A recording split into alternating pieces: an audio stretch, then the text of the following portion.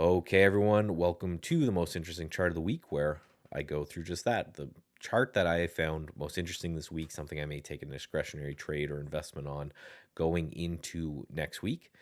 And if you're interested in more of this content, or just making sure that you don't miss a video from me, or more of the type of things that we do over here, make sure you're going over here to StatsEdgeTrading.com, and you can sign up for the free newsletter right here and just put in your email, and I will email you again whenever I put out a video. Some things I think are better said via email and not with a actual video. So sometimes I'll send those out as well. And then we also have the free intro trading course and the free trading plan course. So the intro course is great if you are brand new to trading, you want to brush up on technical analysis, fundamentals, basic statistics, things like that. Free trading plan course right here is you kind of have an idea of the underlyings, but you don't really have a trading plan, and you want to walk through. And by the end of this, you will have a trading plan that you will be able to take and print off and have this thing and be able to go and place trades based off of it. And these also get you on that same email list. Then also, what we're doing, Stats Edge Trading, every week, every day. We get day trading ideas every week. We get swing trading ideas every month. We get investment ideas, and they all come from these systems that I've back tested over 25 years. I continue to build on and iterate and create new systems and new ideas for different trading styles. Now, one of the systems that I've been playing with is one that takes anchored VWAPs from all-time highs and buys the stock as they break through it. So we're getting to our chart here with PSIL, which is a psychedelics ETF. Now, full disclosure, I will always tell you guys if I have investments related to what I'm talking about. I'll always try to. I may forget sometimes, but I will always try to, where I'm not trying to pump anything, but I own some MindMed, I own some PSIL, and a couple others. And the reason for them is, last time they took a big run, I was fortunate enough to be in a bunch of these trades that had doubled or sometimes more. So generally what I do there is I'm going to take half off the table, take my invested capital back, and throw the rest of them into a long-term account in case something crazy happens. And I've also been doing a little bit of research about them as well, because I own that much of them. And what I like about the sector is they're not trying to go the way the marijuana sector did. They're not trying to go into looking at, let's walk into any store and we can just buy LSD. That's not what they're trying to do. They're trying to compete with SSRIs and anti-anxiety meds and things like that. So that puts them squarely in the biopharma side of things, which means explosive upside if the FDA approves or good data comes out on what it is they're building. It also means really bad downside if the opposite occurs. If the FDA takes a hard stance against psychedelics or something like that, it could be the other side of things. So just know that when you're trading this, again, it's not a marijuana stock. This is something that's more attuned to a biopharma, with the overnight gap ups and the overnight gaps downs that come with those.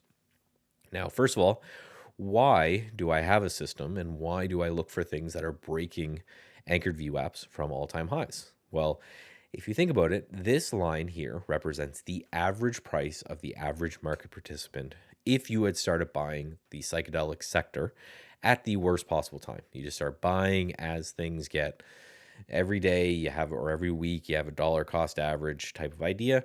Your average is kind of right here at 1730, which is right above us.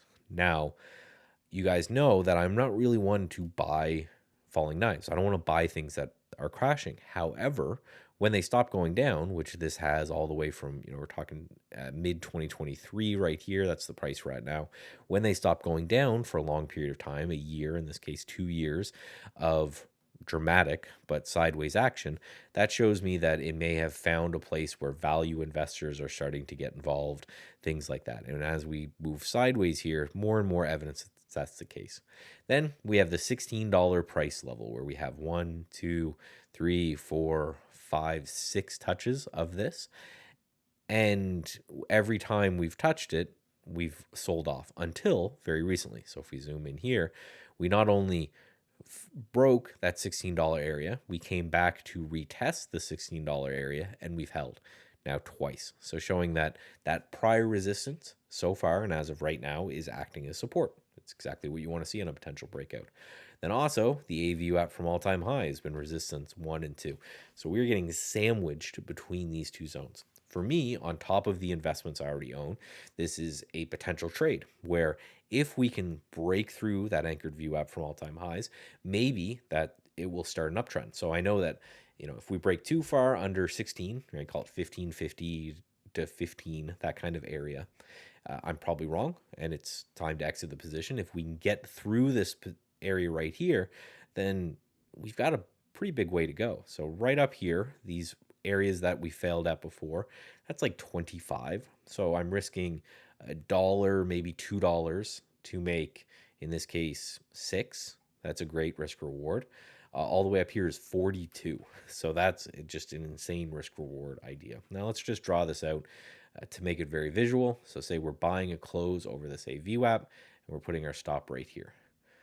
So this number that we're looking at, this is the risk reward. So if we get up to these prior zones in this area that we were talking about before, tighten up our risk just a little bit, that's like a 3-to-1, 2.75 to 3-to-1 risk reward. And then if we get all the way back up to this area, well, now you're talking a 10-to-1 risk reward. So a very interesting setup with a potential huge risk reward. I'm in. That's like the kind of thing that I like to do from my more investment and discretionary side of things, where I could put out a trigger, I could put out a stop loss, and just kind of walk away, look at it in a little bit. So you can either trade the ETF, you can trade some names within the ETF, right? There's a handful of psychedelic names out there. There's not too many. You can take a look. ATAI, I know, is one. I do not own this one, but of course I wish I did. You can see this blue line here. There, we were looking to buy a dip on this from our systems this week. We didn't get access to that. There's CYB or CYBN, which that doesn't look very good. CMPS, that doesn't look great.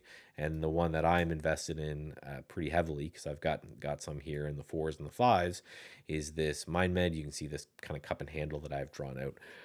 I, for one, even though I own some of these, I'm really liking the ETF, because then you're not betting on a winner. You are capping your potential upside by guessing which one is going to win and get approved first and have the best drug. That's going to have the best return. So you're capping that potential return. But at the downside, or the other side of it, is you're kind of spreading out your risk. So if you like the sector and if you like the setup, it would be unfortunate to like the setup, but then you buy the dog, right? You buy the one that's not participating. So in this case, you're getting a nice little wide breadth of what it is that you're interested in. If we can get above that 1630, again, I like PSIL. And until I talk to you guys next time, go to StatsEdgeTrading.com, sign up here, start trading with an edge that you can prove instead of just lines on a chart, and get away from the screens.